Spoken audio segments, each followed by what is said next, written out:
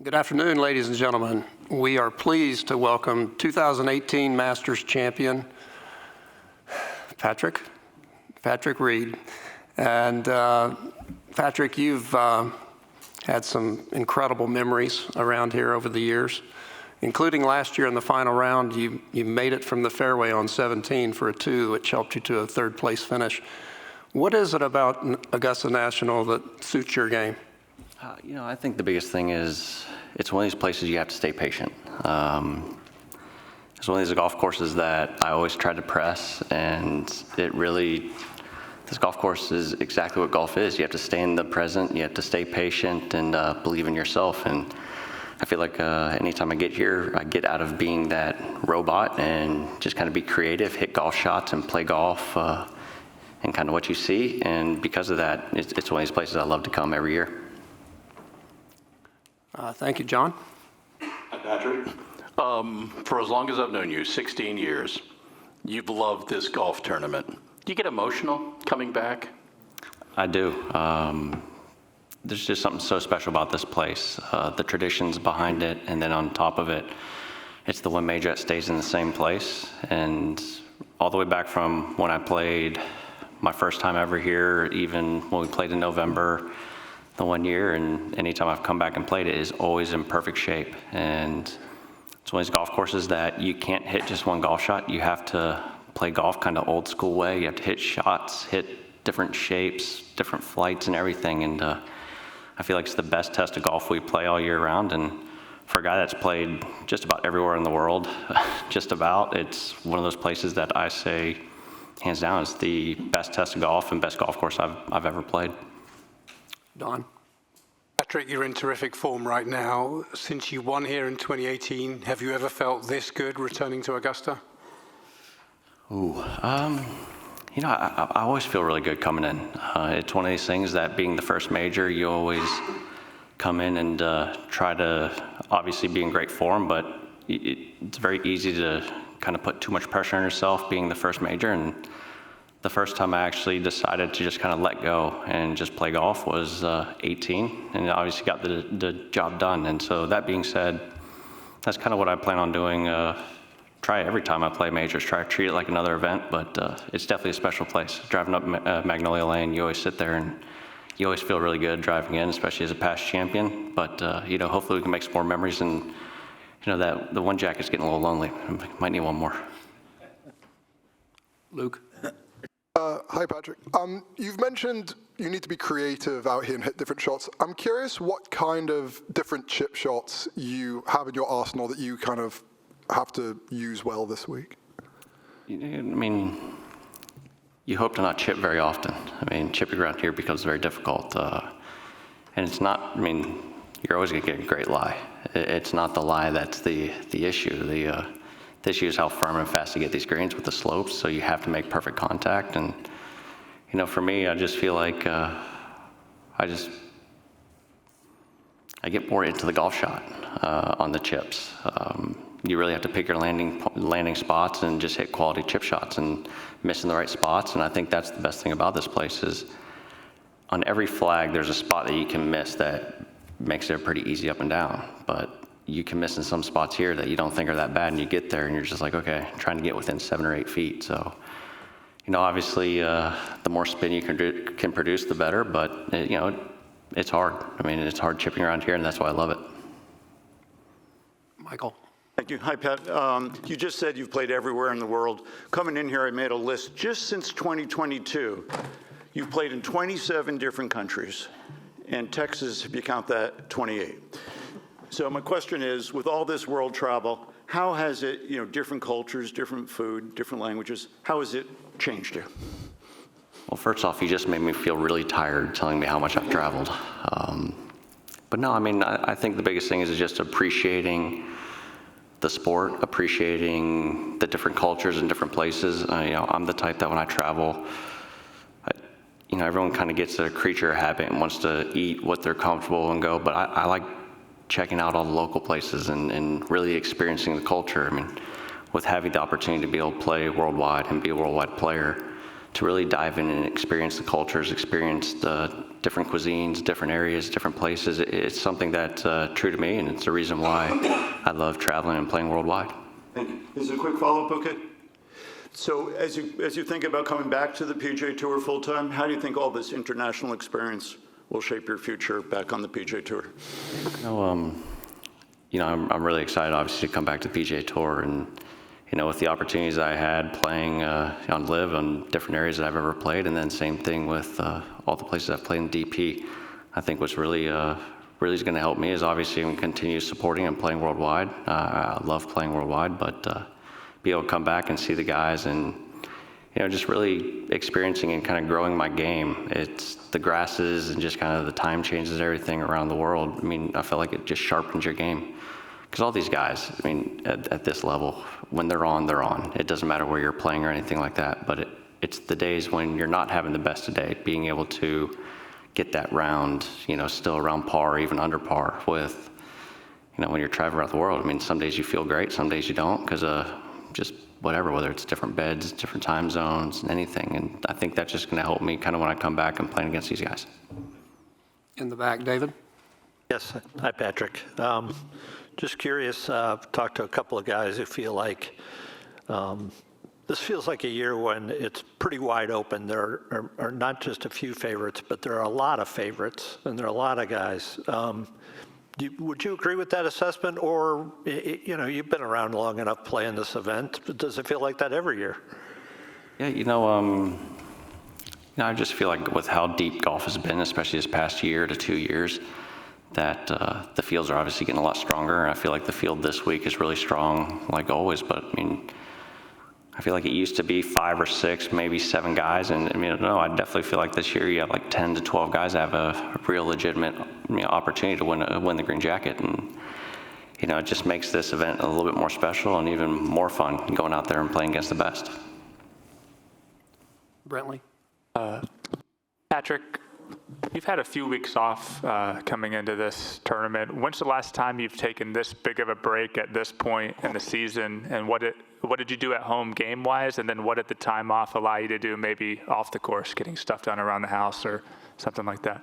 Yeah, when was I have no idea when last time was. I took three or 4 weeks off before Augusta, but it's been an unbelievable break.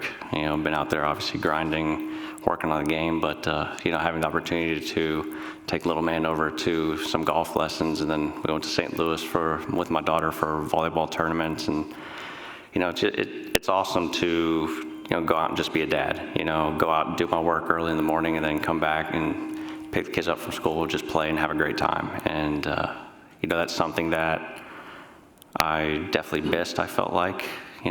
Through not just last year, but also early in my career, because I was always go, and focusing on golf 24/7. And, this chapter of my life, being able to have that balance of being able to be at home, spend time with the kids and the family, and have a great time, and, leave work at work. And, when I'm at home, drive Justine a little crazy by, being a dad and running around the house with the kids.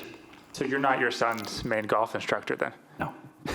I help him, but, yeah, he has a coach and everything, and we'll go out and play, and I'll build on the things that he's working on, and just, show him the game that I love, and just have fun with it. And, with him being 8, it's just go out and have a good time, have fun, and the more they have fun, the more they're going to want to be out there playing. So, just go out there and just have fun and let the coach do his job, and let dad be dad. Jimmy? Patrick, you've had a pretty good run recently, and I'm just wondering if you could put your finger on what might be the difference specifically in your game. That's the first question, and I got a follow-up also. Yeah, I think the biggest thing was just kind of consistency of ball striking.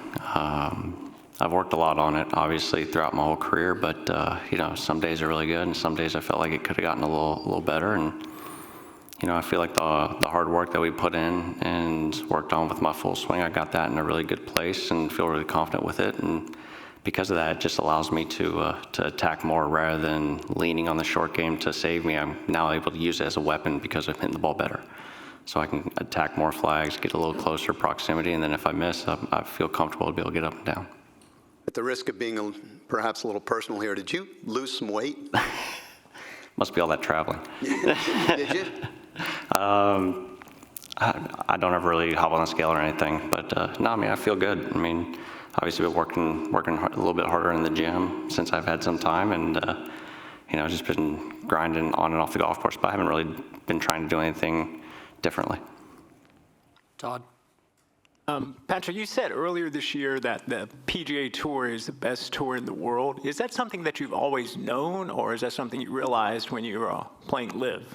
No, I mean, I've always known, I mean, when you look at it, the best players in the world and the deepest fields from top to bottom are on the PGA Tour. And, I've played now every tour. I've played on every single one of them. And, it's one of those that from top to bottom, that's the place that I feel like is best for us to go and compete against the top guys year in and year out, week in and week out. But at the same time, to be able to spend more time closer to home, it makes it a lot easier to be able to spend time with the kids because, my daughter now 11, little man's 8. It seems like time's flown, and I definitely want to watch them grow up and be home a little bit more, yet still at the same time play against the best guys.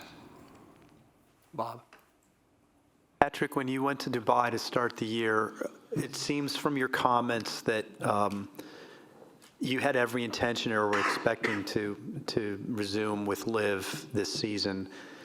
When did that change? Did Brooks's decision, open up your eyes to the possibilities? Can you take us through like maybe how that all came about? It seemed like it happened very quickly.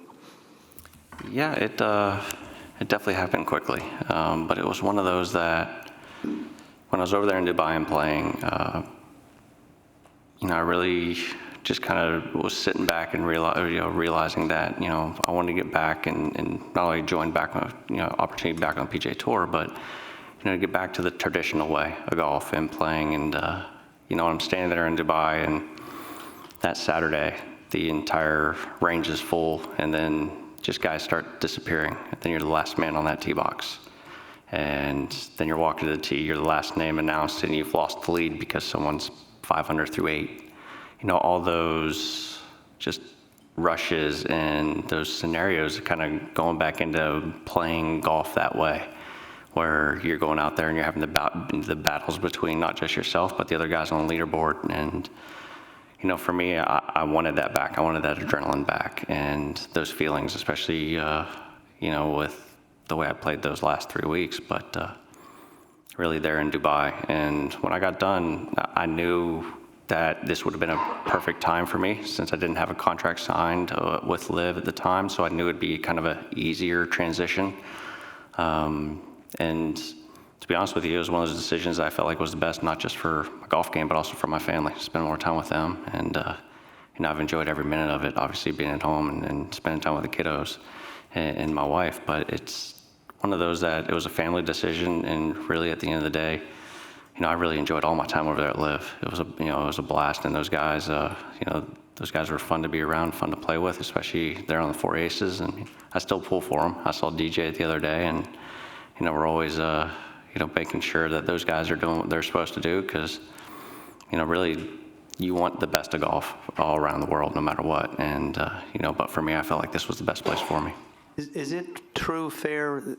You did have an offer from them, and you were happy with it. It wasn't about what they didn't come back with to you.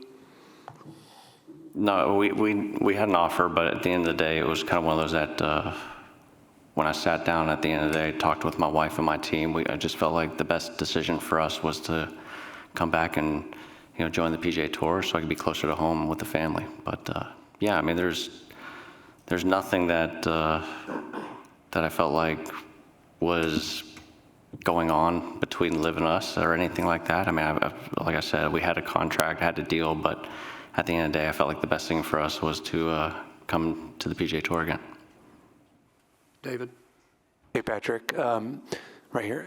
I see you are repping a few new logos this week on your shirt and your hat, and still wearing a lot of Under Armour. What's it been like being an apparel free agent since leaving the Liv? It's been fun. It's been fun for me. It's one of those things that it definitely is. When we made the decision, then going back and trying to find sponsors and doing all that again was definitely a lot harder to figure out. I mean, for me, I just go out and play golf. But for my team and everybody, I mean, they've been obviously having to deal with phones and all that. But no, I mean, it's been a lot of fun. I mean, I've really enjoyed wearing the Under Armour stuff, especially putting it on for the first time and going and getting a win, and then winning, the second of three. So no, I mean, I've enjoyed it. It's been a lot of fun, and the biggest thing is now just trying to figure out what I'm going to wear each and every day, because normally everything's scripted. Ann. Hey, Patrick, thinking long term, do you think about your legacy, and what would you like your legacy to be? Yeah, I think we're always thinking about our legacy. We always go out there and try to improve, not always just on the golf course, but as a person and outside the golf course. And I obviously want to be known as a player that's just not a guy that plays, at one spot. I've always wanted to be a worldwide player, play around the world, play on all the tours, and to have that opportunity and to be able to come back and spend time with the family. And at this point in my career, I obviously want to go out and win as many more golf tournaments as I can. Hopefully, still shoot to win all the majors. And, but really I want to be known more for what I do off the course, for the stuff I'm, at home, the father that I am, the husband that I am, rather than just the golfer. I mean, everybody knows that I can play golf. David? Patrick, when we were in Dubai, you seemed to be almost reanimated by the thought of what you're doing next. Do you think that was reflected in your result that week, in the subsequent weeks, and do you still feel you've got that buzz coming here? Yeah, I mean, it helps playing that type of golf when you're making a decision like that, but really, I just feel like that it was time coming to when the golf game was going to kind of all come together. We're going to have chances to win some golf tournaments and close them out. It just happened to happen at that right time. But no, I mean, the golf game feels solid. I feel like every tool in my golf bag right now is sharp and ready to go. And, now it's just kind of go out and play golf and, just have clear pictures while I'm out there and just go out and have some fun. Scott. Patrick, it's been 7 years since you last came in this room as the defending champion. You finished top 10 4 times since then. Have you felt a little bit overlooked here, and is that any kind of motivation for you? I never feel overlooked when I come back to being a past champion at Augusta. Obviously, love being in this room. It means you're doing something well, but no, I mean, anytime I come out here, it's just kind of one of those things, you put your head down. The stresses over every single golf shot you have here at Augusta is one of these places that, I mean, you're not really thinking about what's going on the outside and everything else. You're trying to grind every little moment that you are on the inside the ropes while you're out there on the golf course playing. But yeah, hopefully we'll be in here, Thursday through Sunday. Mary Kate. Patrick, the 13th tee is so secluded from the patrons, the cameras, and just overall tournament buzz. For those who won't ever experience that, can you take us to that Masters tee, your emotions, your feelings, what you're seeing at that stage of the course? Yeah, well, I mean, when you get to 13 tee, you're either really happy or really upset because of whatever happened on 11 and 12. It's one of those that when you get to 13, obviously that par 5, now they've helped me out. So with lengthening that hole, I don't have to worry about hitting it through. So I just kind of hit it down the left side of the fairway there, and don't really have to worry about going through too far. And it used to be, I would say before they lengthened it, probably a really gettable and easy par 5, and now you have to hit 2 quality shots in order to get the ball on the green there. And but yeah, when you get back to that tee box, it's a 30-second sigh of relief that you got through 12, and then once you get to 13, you have to step up and hit a quality tee shot now, because even with having it longer, now you have that shoot you're hitting through, and you just hope that you hit a quality tee shot and can set yourself up either for an eagle or a birdie there on 13, and get to the house. Joy. Patrick, as one of the most widely traveled golfer in the world last year and even this year, what do you think of the Augusta National and R&A's plans or this decision of having the National Open winners getting into the 2 tournament? many of the tournaments you have played yourself. I think it's amazing. For what Augusta National has done to allow the National Opens to come and experience and play in the Masters, I think is huge, not only for those events, but also for golf in general. They take a step and are recognizing that the National Opens are important events, not only to each tour, but also to those countries. And to be able to play, I mean, I've played obviously some of them the last 2 years, and just to see the amount of players that come and play and how much that elevates those events, I think is amazing. And you know, you're growing the game not just here at Augusta National, but they're helping grow the game now worldwide, which is very important. I mean, and when you drive down, I'll never forget driving down that Magnolia Lane for the first time, the goosebumps you have just driving in. And you know, as a player, as a competitor, that's what all of us have dreamed about. How many times all these kids, you know, and even myself growing up, and you're sitting there on the putting green like, oh, I have to get this up and down to, you know, win my green jacket. I have to make this putt in order to win, and to have a chance, an opportunity to come play. I think it's absolutely amazing for what Augusta National has done to allow those National Opens into the event. Adam? Patrick, do you have many, speaking of that, what you just said, do you have many memories of playing at the Patch growing up? I don't. I actually, so when I lived here for 3 years. I basically spent my time at Forest Hills and Jones Creek. Those are really the only places that I was playing. And then obviously when we were in college, we played every Monday at Augusta Country Club, which was the biggest tease ever, because you're always walking down there and having to look over and you're seeing down 13. But no, I never actually went over there and never had the opportunity to go play the Patch.